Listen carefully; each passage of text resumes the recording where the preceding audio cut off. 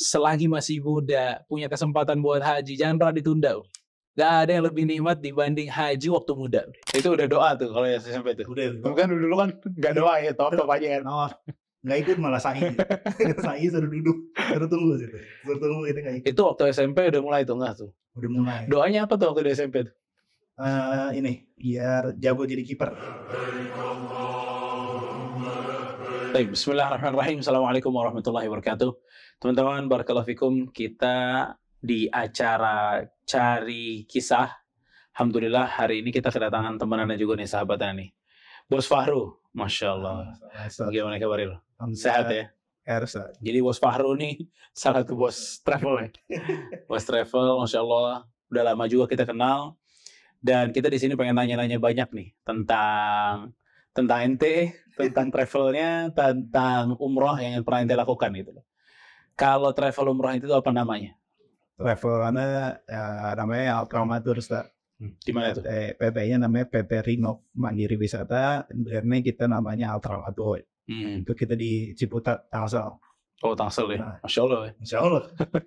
Sudah berapa lama tuh kalau Altramat? Kalau kita sendiri si PT ininya Ultramanya itu kita dari tahun 2005. 2005.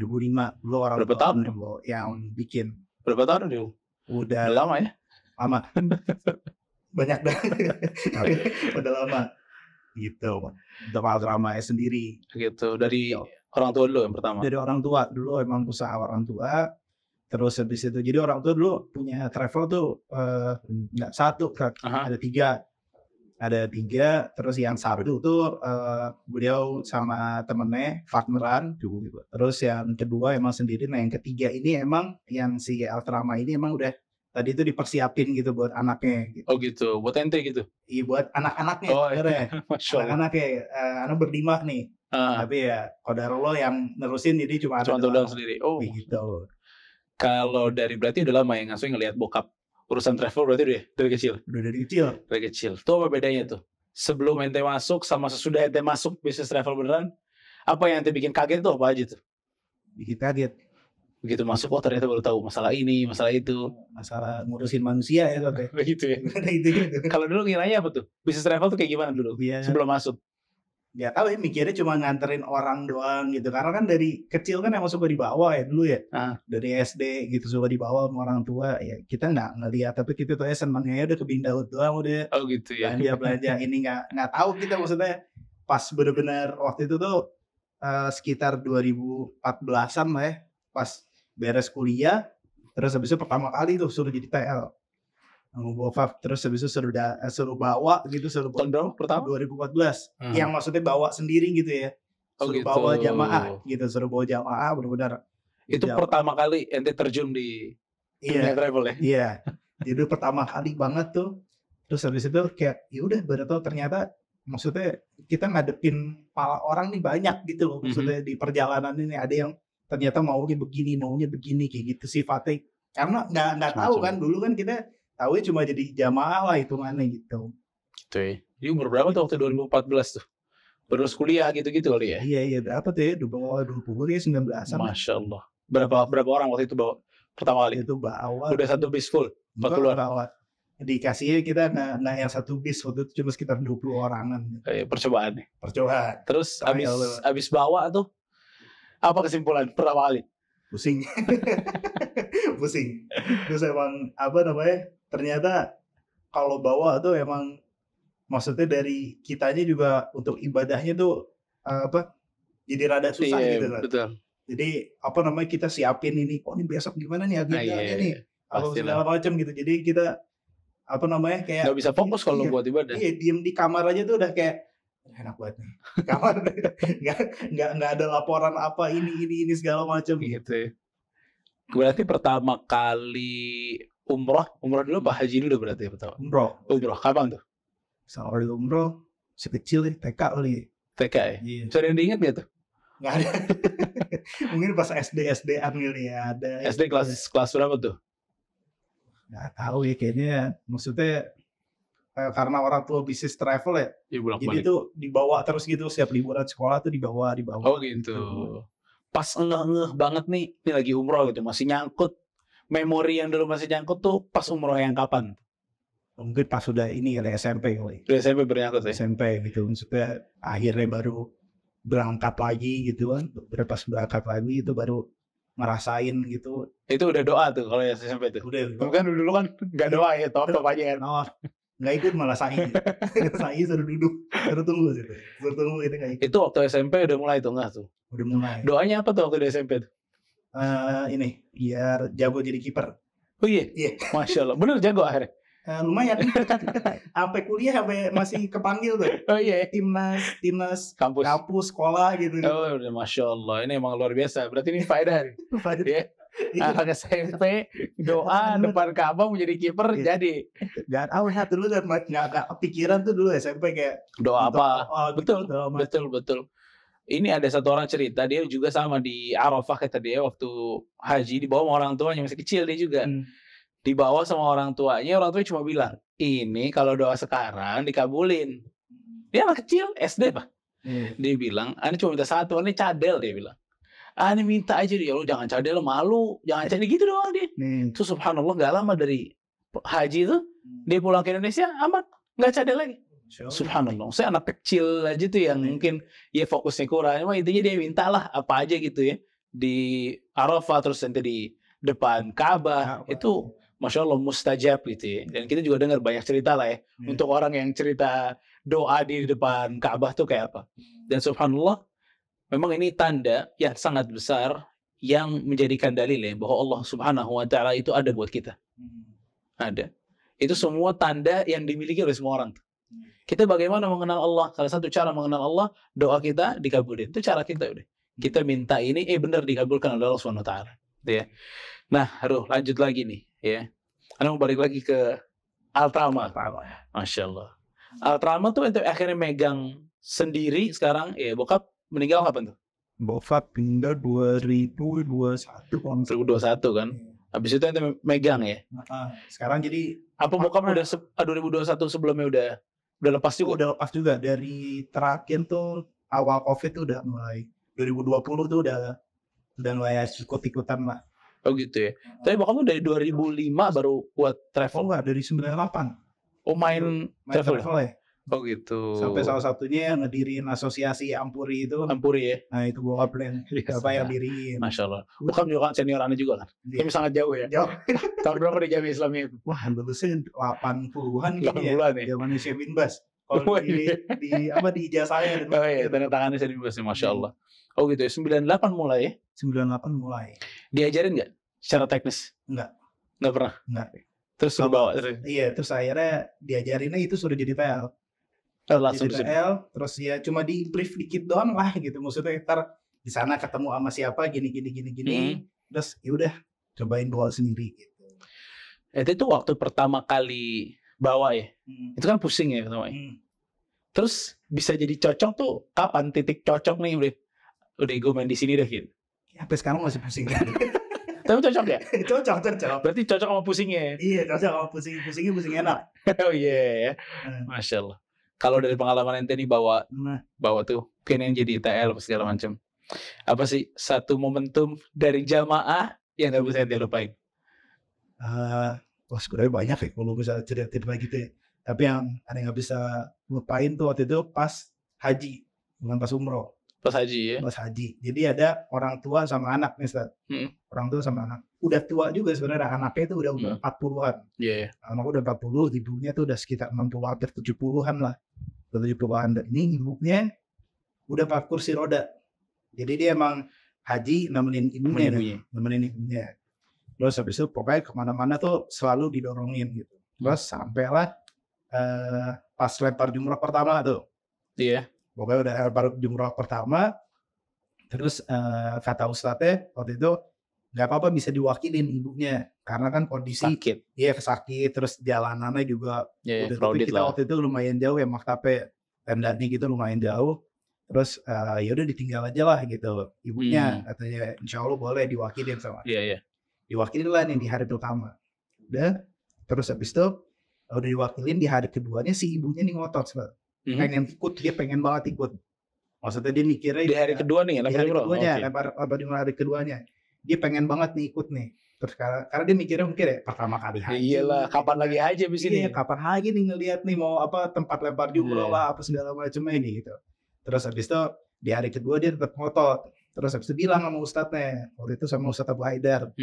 Terus tapi kalau misalnya anaknya bisa dorongin nih, ya udah nggak apa-apa gitu. Maksudnya kita sama-sama. Nah di sini anaknya tuh bilang, udahlah Bu, ibu tuh nggak bakal kuat. Kata anaknya gitu, ibu tuh nggak bakal kuat. Maksudnya buat ngejalanin ini gitu, naiknya apa segala macam walaupun cuma duduk gitu. Terus habis itu tapi tetap ibunya otot. Dan akhirnya udah deh berangkat nih mereka nih, ikuti sama kita. Terus pada Allah kepisah lah tuh kita. Jadi waktu itu hujan. Aduh, tiba-tiba. Masya Allah. Hujan. Itu jam berapa nih? Pagi, siang, sore? Siang ya? Bener siang, jam 11-an kita jalan. Iya, waktu sunnahnya. Iya, siang terus tiba-tiba kita hujan, mati lampu di terowongan. Terowongan mati lampu, dialihin deh tuh akhirnya. Sama polisi-polisi jalanan sini-sini. Udah gitu kita nggak ada yang tahu jalan lain selain jalan itu kan. Terus abis itu udah kepisah lah nih. Ini ibu masih dorong tadinya sama anaknya kan? Masih. Terus abis itu kepisah lah akhirnya. Benar-benar mereka berdua aja nih yang kepisah. Rombongan tetap ada. Rombongan tetap ada. Terus habis itu udah kita sampai, kita teleponin, nggak diangkat gitu. Terus akhirnya kita diarahin tuh ke lempar jumroh tuh yang lantai bawah. Lantai bawah, kita udah selesai lempar jumroh, kita teleponin nggak bisa juga. Akhirnya telepon, tapi telepon ibunya. Terus habis itu dia bilang, Mas ini saya kepisah gini, saya di tempat lempar jumroh nih, lagi ditolongin sama dokter. Kok kenapa Bu?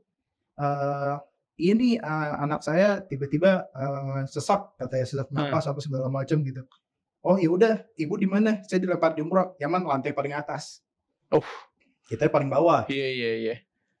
Nego sama polisi nggak bakal diizinin, nggak bakal diizinin kita ke atas. Kita mau bilang jamaah kita sakit apa segala macam, pokoknya udah nggak boleh. Terus akhirnya kita ngomong sama ibunya, teleponan, akhirnya coba keluar, ketemuan di pintu keluar ya, yang pas turunan itu yang dekat Al-Baik tuh. Nah kita akhirnya mau ketemuan di situ. Terus habis itu, ibu ada yang gini nggak? Ada nih dokter dari Indonesia. Tapi si anaknya si anaknya masih sakit nih sekarang. Anaknya masih sakit. Terus habis itu udah sampai di situ kita tungguin kan, katanya ada yang nemenin petugas haji Indonesia. Ente di situ nungguin si ibunya dong? Nungguin ibunya nggak boleh kita. Karena ke atas kan lawan arah gitu nggak boleh. Udah, Masya Allah tiba-tiba keluar. Anaknya didorong sama ibunya bisa diri. Subhanallah. La ilaha illallah. Oh, luar biasa ceritanya. Allah kita nggak semua maksudnya anak gila ya. Kita benar-benar sampai nih si ibu 70 tahun dorong anaknya, udah gitu anaknya tuh ya lebih gede daripada anak lagi. Cowok cewek anaknya? Cowok.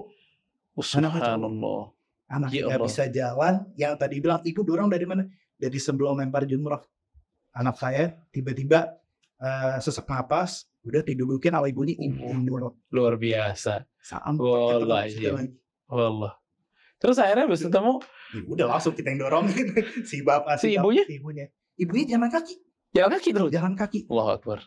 Subhanallah. Enggak apa-apa, saya kuat deh. Padahal jalannya udah lemah gitu lah. Subhanallah. Haji. Bener-bener. Memang keajaiban haji begini nih luar biasa. Mungkin tuh ibu kalau di kejadian di Indonesia ikut ngap sama anaknya bareng sesak dua-duanya. Iya enggak? Cuma bang nih subhanallah, haji nih kita udah kadang-kadang kalau ngeliat ibu-ibu tua ya, nenek-nenek kayak kakek, kita kan kalau haji ngeliat banget. Iya benar.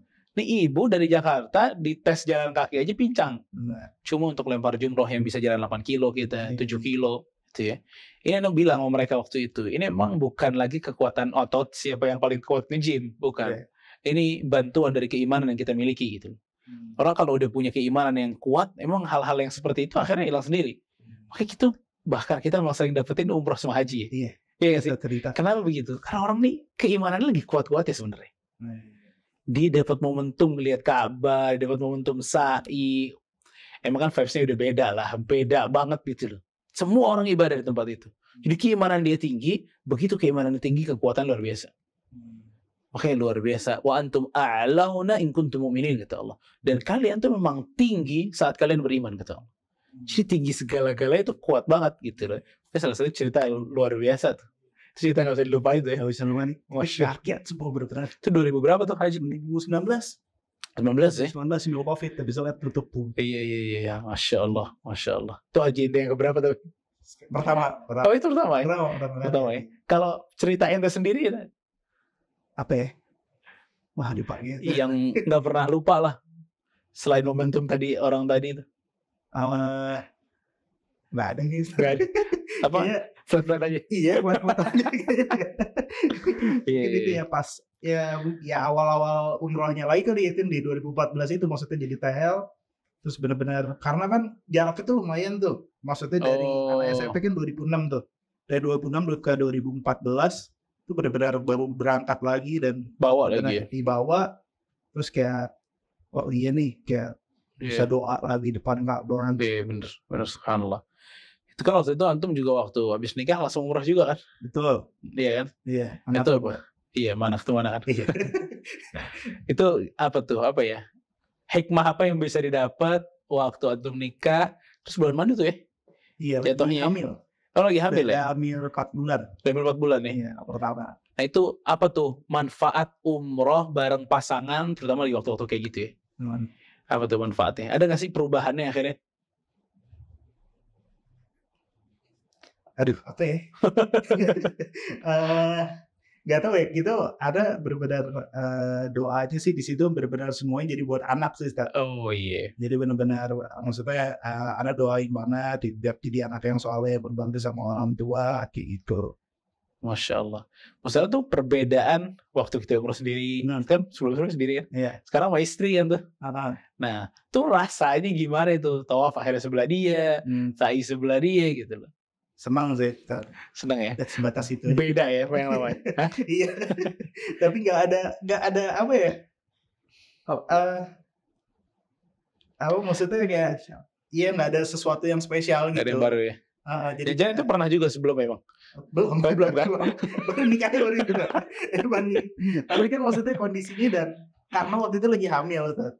Waktu itu lagi hamil istri, jadi emang lebih banyaknya akhirnya di kamar. Di kamar ya? Gitu. Pas nyampe pun mendarat kakinya udah bengkak kayak gitu. Karena kelamaan di pesawat. Oh iya ya? Masya Allah. Makanya tadi cerita apa namanya Altrama bisa berdiri tuh jadi dari bokap dulu ya? Bikinin Altrama ya? Iya, awal bikinin. Terus habis itu waktu itu sempat nerusin sama abang yang pertama resmi itu. Terus habis itu akhirnya dia keluar, dia kerja di tempat lain. Terus akhirnya sekarang partneran sama ipar. Sekarang? Masya Allah. Itu anak ingat kalau itu kan disiapin sama bokap lah ya. Bisa dapat ada bisnis lah buat anak-anaknya nanti. Karena gimana sejalan dengan apa yang disabdakan Nabi SAW sama Sa'ad bin Abi Waqqas ya waktu itu ya. Sa'ad bin Abi Waqqas waktu meninggal dia cuma punya anak putri 1. Dia mau nyumbangin lebih dari setengah hartanya gitu loh. Akhirnya Nabi SAW larang. Kata Nabi SAW cukup thuluth, sepertiga aja dari harta yang kamu miliki disumbangin. Ya, karena engkau meninggalkan keluargamu dalam keadaan memiliki harta lebih baik daripada engkau meninggal dan keluargamu minta-minta sama orang. Jadi hal-hal seperti itu tuh maksudnya seorang orang tua ya, tapi orang tua mesti jujur, orang tua mesti baik gitu ya, baru peduli sama anaknya. Orang tua yang menyisahkan, memikirkan anaknya nanti kalau saya nggak ada, jadi anak-anak tuh nggak minta-minta sama orang. Ini sebenarnya sunnah Nabi SAW juga gitu ya. Nabi SAW sering nih mewasiatkan hal seperti ini gitu loh. Para sahabat juga seperti itu. Jadi ninggalin sesuatu buat anak-anaknya. Buat anak-anaknya. Makanya ini positif banget dan ini cerita bisa kita ambil banget hikmahnya gitu ya. Dari orang tua sampai akhirnya tentu malah kerja di situ sampai sekarang gitu kan. Jadi kalau kita ngomongin Altrama kan, kita juga punya apa itu apa namanya? Jargon apa tuh namanya? Teman safar yang asik. Ya slogan ya. Itu gimana implementasi teman safar yang asik di jamaah-jamaah antum? Kalau kita sih nerapinnya kenapa sebenarnya kan kita bikin sesuatu yang beda aja Ustaz ya. Maksudnya di antara dari travel lain gitu. Terus kalau kita emang paketnya sendiri mostly itu dari segi penerbangan kita tuh selalu pilihnya yang direct. Oh enggak pakai transit. Jadi kita selalu pakainya tuh kalau nggak Garuda pasti Saudia. Oh aman tuh tenaga gitu tuh ya. Iya. Terus udah gitu kita selalu Mekah dulu gitu. Jadi benar-benar rutenya tuh kita nggak ngambil yang 2 kali. Jadi kayak misalnya jedah gitu, maksudnya enggak gitu. Jedah pulangnya Madinah. Oh gitu. Pulangnya jedah gitu. Jadi benar-benar kita ngutamain juga kenyamanannya buat jamaah. Setuju. Gitu. Jadi benar-benar emang nggak capek, dan kenapa kita pilihnya juga selalu ke Mekah dulu. Jadi benar-benar tujuan utamanya beresin dulu di awal. Iya. Biasanya suka sakit sih ya. Kadang kan kalau misalnya kita ke Madinah dulu nih, di Madinah udah 4 hari gitu. Kadang tuh mereka yang udah kemana-mana, udah belanja, udah keliling apa segala macam. Nyampe Mekahnya capek, selesai umrah tuh pasti ada sakit itu. Iya betul. Jamaah. Iya betul. Tiap berangkat tuh pasti ada yang gitu. Ada yang tumbang di hari besoknya. Betul banget. Kita selalu kita bikinnya, kita nyampe, habis itu kita umrah, terus habis itu nggak ada kegiatan. Kegiatan apa aja tuh biasanya? Kegiatan kita kalau di Mekah, kita biasanya ada city tour yang biasa tuh namanya Arafah. Apa sih namanya? Armina. Mina dan museum Wahyu. Terus habis itu besokannya kita ke Taif. Oh, ke Taif. Taif, terus habis itu kita juga naik yang teleferik. Main itu. Main apa namanya itu? Tobogan ya. Iya. Oh gitu. Terus kita didampingi ustadz sunnah insyaallah ya semua. Insyaallah. Itu ada ustadznya, terus ada tim leadernya juga. Masyaallah. Aman lah insyaallah ya. Belanja bisa, ibadah bisa, ngobrol bisa. Iya, nggak jelas bisa. Tuntas. Kita ajakin gitu aja apa namanya. Iya, insyaallah. Setelah haji 2019 ya. Umrah terakhir kapan? Kemarin. Juli. Mungkin kalau itu udah umrah terus haji, itu kan kita baru tahu ya. Benar, haji kok beda banget. Benar. Iya kan? Benar. Setelah haji nih, apa yang ente dapat? Hikmah apa, perubahan apa, atau sesuatu fakta apa yang baru dapat itu loh. Dalam kehidupan lah ya, bukan dalam ibadah doang. Kehidupan setelah haji kemarin. Yang pertama kayaknya. Setelah haji kemarin tuh ngerasain kayak bersyukur banget sih saat kayak akhirnya udah menjalankan semua rukun Islam ini. Ya kan? Maksudnya kayak yang pertama kali Anda rasa itu habis lempar jumroh tuh langsung bersyukur banget gitu, benar sampai beres. Iya, beres nih. Udah kayak habis itu kayak ya udah deh, nggak punya utang apa-apa gitu loh. Terus habis itu di kehidupan juga kayak karena kan yang Anda tahu kan Ustadz kan ngomong ya, kalau misalnya haji nggak ada balasan kecuali surga. Ya kan? Jadi kayak sekarang tuh kayak jadi lebih menjaga apa segala macam. Maksudnya amalan. Jadi Pak Haji ya? Jadi Pak Haji. Tapi bukan maksudnya gitu. Jadi kayak ya lebih ada barrier-nya gitu loh. Iya. Karena kan kita mengharapkan hal itu kan gitu. Terus kan kayak tadi ceritain 2019 tuh ya. Terus kan kita lihat ya, si nenek tua tadi itu akhirnya sehat gitu ya. Anda juga maksudnya pas begitu ngelihat haji ya, itu subhanallah ya. Memang nih buat teman-teman juga nih yang lagi nonton nih, selagi masih muda, punya kesempatan buat haji, jangan pernah ditunda. Gak ada yang lebih nikmat dibanding haji waktu muda. Benar gak sih? Iya, benar. Wah Allah, orang tua kesian banget, luar biasa. Iya sih, capek. Diurusin jalan capek. Soalnya haji, ya semahal-mahalnya jalan deh yang banyak pasti. Urusan kamar mandi ribet, semua ribet gitu. Ya. Makanya begitu ada kesempatan untuk haji. Makanya Rasulullah SAW mengatakan, ta'ajjalul hajjan. Segeralah kalian untuk haji. Fa inna ahadakum la yadri ma yadha yu'rad lahu. Karena setiap dari kalian nggak tahu apa tantangan di depan, apa yang akan terjadi di depan nggak tahu. Makanya untuk khusus masalah haji itu Rasulullah SAW mengatakan ta'ajjalu, yang cepat. Jadi kalau udah bisa jalan. Kan tradisi di kita kan belum tua belum haji. Iya sih. Padahal kadang-kadang anak muda ada juga yang bisa beli macam-macam. Iya. Cuma untuk ngasih duit masukin ke haji itu kayaknya dia mengira bahwa dia masih muda. Padahal nggak ada lebih kenikmatan dibanding dia haji. Masih muda, itu bisa dijalanin semuanya. Kalau dia pengen ngikutin banget Rasul, itu bisa banget waktu dia muda gitu. Iya sih, jalan kaki, pajang, apa, ya semua rukun-rukunnya, wajib-wajibnya bisa dia lakukan pada saat dia muda. Kalau tua ya, kayak tadi tuh salah satu cerita ente juga, dia, walaupun akhirnya si anak yang didorong ya, subhanallah itu mungkin apa ya? Kita bisa lihat ya. Kadang ada orang meragukan seseorang ya, padahal yang mengasih kekuatan tuh Allah Subhanahu Wa Taala akhirnya.